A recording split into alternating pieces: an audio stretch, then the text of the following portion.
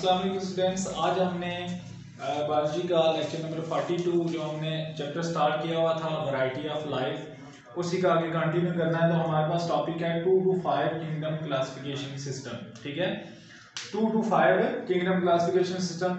पहले तो सदियों तक 2 किंगडम क्लासिफिकेशन सिस्टम चलते रहे हैं। पहला हमारे पास प्लांटी था, दूसरा हमारे पास एनिमलिया था। जो हमारे पास प्लांट्स थे या किंगडम प्लांटी था, उसमें सारे ऑटोट्रॉफ्स प्लांट हमने ऑर्गेनिज्म रखे हुए थे, ऐसे ऑर्गेनिज्म जो अपनी खुराक खुद बना सकते थे। ठीक है, autotrophs that produce on food. और एनिमलिया में हमने रखे हुए थे हीट्रोट्रॉफ्स। हीट्रोट्रॉफ से मुराद है कि वो ऑर्गेनिज्म जो अपनी खुराक खुद नहीं बना सकते, जैसे एनिमल्स ने खुराक के लिए उन्हें किसी चीज पे डिपेंड करना पड़ता है। ठीक है, लेकिन उसके बाद ऐसा हुआ कि एक ऑर्गेनिज्म था जिसका नाम था यूग्लिना। ठीक है, अब यूग्लिना एक ऐसा ऑर्गेनिज्म था जिसकी कुछ खसूसियात प्लांट के साथ मिलती थी, कुछ खसूसियात उसकी एनिमल्स के साथ मिलती थी। जैसे हम कहते हैं कि जो सेल वाल है ये एनिमल सेल में मौजूद नहीं होती, प्लांट सेल में मौजूद होती है। ठीक है, एक डिफरेंस ये हो। दूसरा ये है कि जो प्लांट्स है ये ऑटोट्रॉफ्स हैं, जो एनिमल्स हैं ये हीट्रोट्रॉफ्स हैं। लेकिन वो ऐसा ऑर्गेनिज्म था जो ऑटोट्रॉफ था। ठीक है, जो क्या था? ऑटोट्रॉफ, मतलब अपनी खुराक खुद बना सकता था। ऑटोट्रॉफ था तो हमने उसको ऐड कर दिया किंगडम प्लांटी के अंदर, लेकिन उसमें सेल वाल मौजूद नहीं थी। ठीक है, अब सेल वाल तो एनिमलिया में मौजूद नहीं थी, तो हम उसको प्लांटी में डालते या एनिमलिया में डालते, ये कन्फ्लिक्शन होगी। ठीक है, कि एक तो वो ऑटोट्रॉफ था, दूसरा उसमें सेल वाल मौजूद नहीं थी। तो तब एक साइंटिस्ट थे, तब 1866 में अर्नेस्ट हैकल उनका नाम था, अर्नेस्ट हैकल। उन्होंने तीसरा किंगडम क्लासिफिकेशन सिस्टम मुतारफ करवाया, जिसको उन्होंने कहा कि ये किंगडम प्रोटिस्टा है। ऐसे ऑर्गेनिज्म जो एनिमलिया और प्लांटी में फिट नहीं आ रहे थे, उन्होंने क्या किया कि सारे ऑर्गेनिज्म को किंगडम प्रोटिस्टा के अंदर डाल दिया। ठीक है, पहले दो आपके पास किंगडम थे, प्लांटी और एनिमलिया। प्लांटी में ऑटोट्रॉफ्स थे, एनिमलिया में हीट्रोट्रॉफ्स थे। लेकिन जब यूग्लिना आया है, ये ऑर्गेनिज्म जिसमें कुछ क्वालिटीज ऑटोट्रॉफिक थी, कुछ हीट्रोट्रॉफिक थी, कुछ एनिमलिया की थी, कुछ प्लांटी की थी, तो इसलिए उन्हें एक नया किंगडम बनाना पड़ा। और नया किंगडम 1866 में 1866 में अर्नेस्ट हैकल ने बनाया। ठीक है, उसके बाद एक साइंटिस्ट हैं ई चैटन। ठीक है, उन्होंने हमें कॉन्सेप्ट दिया प्रोकैरियोटिक और यूकैरियोटिक का। किसका? प्रोकैरियोटिक और यूकैरियोटिक का। ये आपके शॉर्ट क्वेश्चन में आ सकता है कि what was the contribution of ई चैटन। ई चैटन ने कौन सा काम किया था? तो आपको पता होना चाहिए, ये ऐसा साइंटिस्ट था जिसने 1937 में प्रोकैरियोट और यूकैरियोट का हमें कॉन्सेप्ट दिया था। प्रोकैरियोट, उसने ग्रीक वर्ड लिए दो, प्रोकैरियोट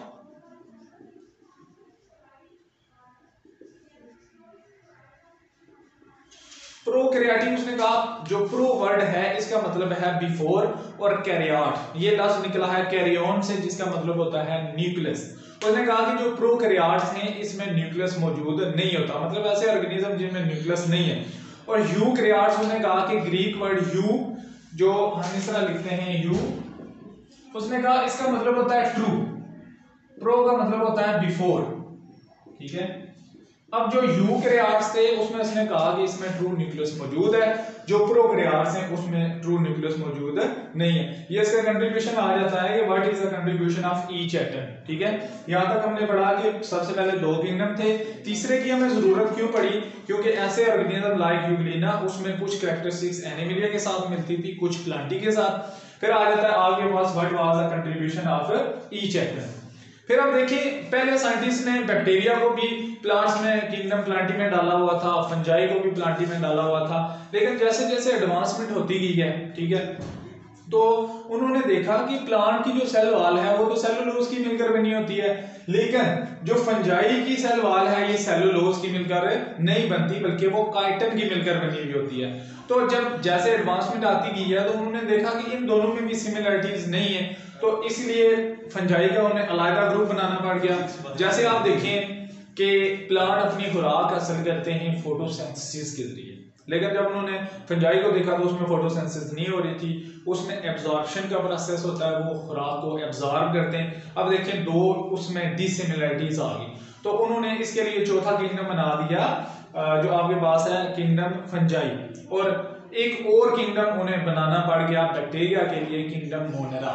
ठीक है, एक सवाल ये भी आ जाता है कि how fungi differ from plant. Fungi का पहला तो ये है कि फंजाई की सेल वाल काइटिन की मिलकर बनी हुई है, प्लांट की सेल वाल सेलुलोज से, एक डिफरेंस आ गया। दूसरा ये है कि फंजाई अपनी खुराक हासिल करते हैं एब्जॉर्प्शन से, और प्लांट्स में क्या होती है, फोटोसिंथेसिस होती है। मतलब कि प्लांट ऑटोट्रॉफ हैं, जो फंजाई हैं वो हेटेरोट्रॉफ हैं, वो अपनी खुराक खुद बना नहीं सकते बल्कि वो एब्जॉर्ब करते हैं। ठीक है, इसके बाद एक साइंटिस्ट थे जिनका नाम था रॉबर्ट विटेकर। ठीक है, रॉबर्ट विटेकर ने 1969 में जो 5 किंगडम क्लासिफिकेशन सिस्टम था वो दिया था। ठीक है, सबसे पहले 5 किंगडम क्लासिफिकेशन सिस्टम हमें दिया रॉबर्ट विटेकर ने। रॉबर्ट विटेकर ने सिर्फ एक बेस चुनी, मतलब कि mode of nutrition. Mode of nutrition से मुराद है कि उनका खुराक हासिल करने का तरीका क्या है, आया कि उनमें फोटोसिंथेसिस हो रही है, एब्जॉर्प्शन हो रही है या इंजेक्शन हो रही है। अब देखें आप, हम बात करते हैं एनिमिलिया की, किंगडम एनिमिलिया, तो एनिमल्स में आपको पता है इंजेक्शन होती है, वो फूड को इंजेस्ट करते हैं। अगर हम बात करते हैं प्लांट्स की, तो उसमें फोटोसिंथेसिस का प्रोसेस हो रहा है। ठीक है, क्लोरोफिल की मौजूदगी में अपनी खुराक बना रहे हैं, सनलाइट की मौजूदगी में। साथ में अगर हम फंजाई की बात करते हैं, उसमें एब्जॉर्प्शन हो रही है। ठीक है, अगर हम मोनरा, इसमें बैक्टीरिया आ जाते हैं और प्रोटिस्टा आ जाते हैं। अब और डिफरेंसेस अगर हम बुक को थोड़ा सा देखें, उसमें हमें डिफरेंस बताता है कि जो आपके एनिमिलिया किंगडम है, इसमें सारे ऑर्गेनिज्म मल्टी सेलुलर हैं। मल्टी सेलुलर से मुराद है जिनमें एक से ज्यादा सेल पाए जाते हैं। प्लांट्स को आप देखें तो वो भी मल्टी सेलुलर है। अगर आप फंजाई को देखें, फंजाई कुछ यूनिसेलुलर हैं, कुछ मल्टी हैं। जैसे हम एक फंजाई फर्स्ट ईयर के 8वें चैप्टर में भी हमने पढ़ा था, एक फंजाई जिसका नाम है यीस्ट। इसका नाम क्या है जी? यीस्ट। ये वाली फंजाई यूनिसेलुलर होती है, मतलब एक सेल पे मुश्तमिल है। और कुछ फंजाई जैसा कि ब्रेड मोल्ड है आपके पास, तो वो उनमें मोर देन वन सेल्स हैं, वो मल्टी सेलुलर है। उसके बाद हम अगर बात करते हैं प्रोटिस्टा की, तो इसमें सिंपल जो मल्टी सेलुलर ऑर्गेनिज्म है वो भी आते हैं, और मोस्टली इसमें यूनिसेलुलर जैसे अमीबा है, पैरामीशियम है, यूग्लिना है, तो ये सारे किसमें आ जाते हैं? किंगडम प्रोटिस्टा के अंदर। ठीक है, उसके बाद एक साइंटिस्ट थे जिनका नाम था, दो साइंटिस्ट थे, मार्गुलस और श्वार्ट्ज। ठीक है, उन्होंने मार्गुलस और श्वार्ट्ज ने 1988 में 1988 में उन्होंने रॉबर्ट विटेकर वाले जो 2 to 5 किंगडम क्लासिफिकेशन सिस्टम था उसको थोड़ा सा मॉडिफाई कर लिया।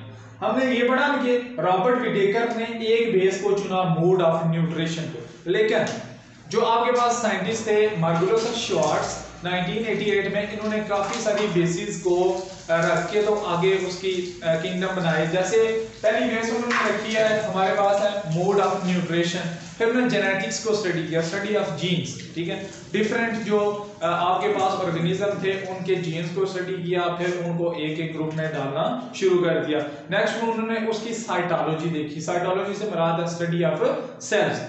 तो ये जो हमने टॉपिक पढ़ा है, इसमें आपके पास क्वेश्चन आ जाता है कि हमें 3rd किंगडम क्लासिफिकेशन सिस्टम की जरूरत क्यों पड़ी, या वो किसने प्रपोज किया? वो अर्नेस्ट हैकेल ने किया था 1866 में।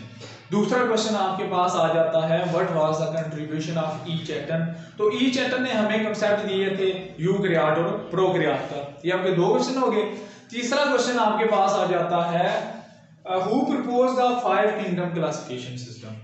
5, तो वो साइंटिस्ट थे रॉबर्ट विटेकर, जिन्होंने 1969 में on the basis of nutrition मतलब कि वो खुराक कैसे हासिल कर रहे हैं, जैसे फोटोसिंथेसिस हो रही है, एब्जॉर्प्शन चीज को जज़ब कर रहे हैं, या फिर तीसरा है इंजेक्शन, जैसे हम इंजेस्ट करते हैं फूड को। ठीक है, तो वो 5 किंगडम क्लासिफिकेशन सिस्टम, और उसको मॉडिफाई किया 1988 में 1988 में एक साइंटिस्ट एक उसके साथ को-वर्कर था मार्गुलस और श्वार्ट्ज ने। ठीक है, ये दो साइंसदान थे, इन्होंने उसको मॉडिफाई किया, और उन्होंने एक चीज को बेस, न्यूट्रिशन को बेस नहीं बनाया, उन्होंने उसके जेनेटिक्स को बेस बनाया, उन्होंने उसकी साइटोलॉजी को मतलब स्टडी ऑफ सेल किया, फिर उसको बेस बना के तो आपस में सिमिलरिटीज और डिसिमिलरिटीज बताई उनकी, और तीसरा उन्होंने उसकी जेनेटिक्स, मोड ऑफ न्यूट्रिशन और साइटोलॉजी, 3 बेसिस उन्होंने रखी थी। ठीक है, और कुछ कैरेक्टरिस्टिक्स वहां में बताता है, जैसे एनिमिलिया के आप देखें तो वो मल्टी सेलुलर हैं और हेटेरोट्रॉफ हैं, अपनी खुराक खुद नहीं बना सकते। अगर आप प्लांट्स की देखें तो वो ऑटोट्रॉफ्स हैं, साथ में मल्टी सेलुलर हैं। अगर आप देखें फंजाई को, ठीक है, तो फंजाई कुछ यीस्ट की तरह यूनिसेलुलर है, कुछ मल्टी सेलुलर है, ब्रेड मोल्ड है जैसे। तो ये भी हीट्रोट्रॉफ में आते हैं जो आपके पास फंजाई है। वो अपनी खुराक खुद नहीं बना सकते बल्कि किसी और ऑर्गेनिज्म से एब्जॉर्ब करते हैं। उसके बाद आपके पास किंगडम जो मोनेरा है, इसमें जितने भी आपके बैक्टीरिया आ जाते हैं वो किंगडम मोनेरा के अंदर आ जाते हैं। और किंगडम प्रोटिस्टा में आपके unicellular like Euglena, amoeba, paramecium ये सारे इसमें आ गए।